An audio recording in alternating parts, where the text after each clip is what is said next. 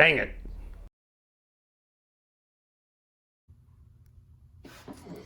Now, on the forums, much is made about the fuel injection hoses up in the engine compartment that run from the fuel rail to the fuel injectors and the other high pressure lines up front. And that is a significant issue. And also the ones in the trunk can be a problem as well. But very seldom, in fact, I've never seen it mentioned that there are two other hoses that can cause problems and often do. And they're located above the Jaguar IRS unit. And I think this is true of all of the V12 powered cars, maybe up to the 6 liters. I don't know that for sure, but every one of them that I have has this setup.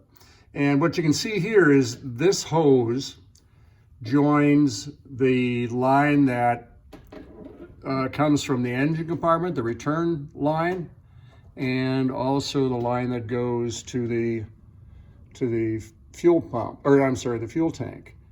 And so this hose right here is often a source of trouble. Now, if you look at it, you can see that we've got this little aluminum tag here that if I were to take it off, I would probably see that it was manufactured the same year that the car was built. And if you look down here, you can see that we got a little wet spot there. And I noticed before I pulled the IRS unit out that it was beginning to drip. Now, prior to this, and I don't know if I can show this, but without getting a shadow in the way, you can see on this side that it's been recently replaced. And this one is the one that runs from the fuel pump, which is pressurizing it to about 35, 36 PSI and running it up to the fuel line that goes, steel fuel line that goes up to the front of the car. And I had a problem with this one and I replaced it. And when you replace it, be sure you use fuel injection clamps because this is the high pressure side. Okay. Now you can replace these. If one of them is leaking, you can replace these simply by removing the bolts between the rubber mount and the frame rail, which you see right there, with a jack under the IRS unit center section, obviously, and then drop it down just far enough so that you can access the hoses. And it's a simple job, it's just not real easy, if you know what I mean. So this one has been replaced, and I knew that the other one on this side was leaking. So I determined that I was going to, when I had the IRS unit out, that I was going to replace this hose as well. This is not a high pressure line. This is just whatever the fuel, you know, it's just a return line. There's no pressure behind it to speak of. Now, some other things that you may want to consider when you're underneath the car, if you got the IRS unit out. Oh, by the way, when you take the unit out and you disconnect having trouble with the shadow here, disconnect the brake line. If you don't do something with the end of the line, the master cylinder is basically going to empty itself out. And you're going to have to pump a lot of fluid with your left leg in order to get this bled. So what I do whenever I separate a brake line is right away, immediately, I take a vacuum tap plug and slide it over, and that stops the fluid leaking out. Very simple thing to do. As long as you're under here as well, not a bad idea to take a look. Again, having issues with the shadow.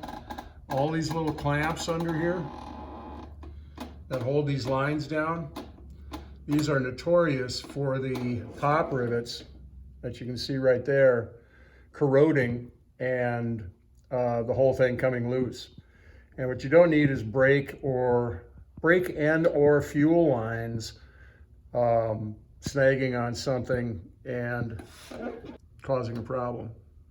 Another thing that you can do at this point, another thing you can do is inspect these mounts for the forward ends of the rear trailing arms.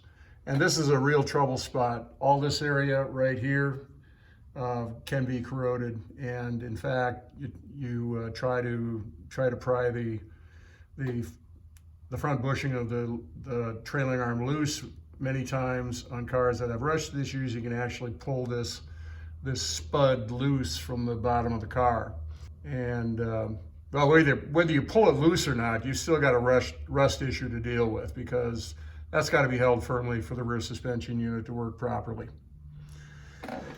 What else can I talk about down here? Oh, look at this. Our little rodent. It'd be interesting to pull this panel off here. And I bet it's just packed with these nuts on the back side here. For those of you that aren't aware, Old Tex was found in northern Texas. And when we pulled the engine out and we're working on the car, in the engine compartment and in the cabin of the car and in the trunk, there were these nuts everywhere. So I'm not going to take the time to do that because I'm in a bit of a hurry right now.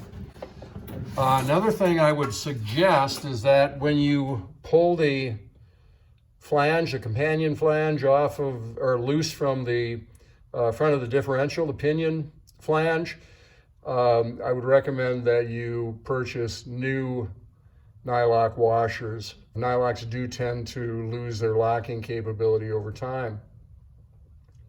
So I think that's it. Just generally inspect everything you can see. Whenever you do any job on these cars, just generally take the time to inspect things.